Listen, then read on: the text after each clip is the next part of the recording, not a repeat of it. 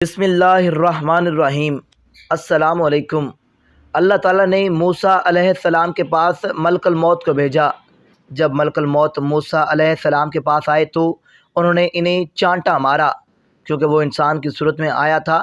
ملک الموت اللہ رب العزت کی بارگاہ میں واپس ہوئے اور عرض کیا کہ تو نے اپنے ایک ایسے بندے کے پاس مجھے بھیجا جو موت کے لیے تیار نہیں ہے۔ اللہ تعالیٰ نے فرمایا کہ دوبارہ ان کے پاس جاؤ اور کہو کہ اپنا ہاتھ کسی بیل کی پیٹھ پر رکھو اور ان کے ہاتھ میں جتنے بال اس کے آ جائیں ان میں سے ہر بال کے بدلے 1 سال کی عمر انہیں دے دی جائے۔ ملک الموت دوبارہ آئے اور اللہ تعالیٰ کا فیصلہ سنایا۔ موسیٰ علیہ السلام بولے، اے رب پھر اس کے بعد کیا ہوگا؟ اللہ تعالیٰ نے فرمایا کہ پھر موت ہے۔ موسیٰ علیہ السلام نے عرض کیا کہ پھر ابھی کیوں نہ آ جائیے۔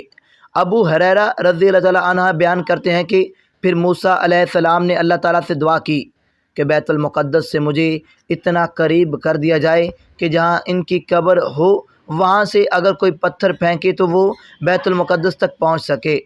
ابو ہریرہ رضی اللہ تعالیٰ عنہ بیان کیا کہ رسول اللہ صلی اللہ علیہ وسلم نے فرمایا کہ اگر میں وہاں موجود ہوتا تو بیت المقدس میں تمہیں ان کی قبر دکھاتا جو راستے کے کنارے پر ہے، ریت کے سرخ ٹیلے سے نیچے۔ عبد الرزاق بن حمام نے بیان کیا ہے کہ ہمیں معمر نے خبر دی، انہیں حمام نے اور ان کو ابو ہریرہ رضی اللہ عنہ نے نبی کریم صلی اللہ علیہ وسلم نے اسی طرح بیان کیا۔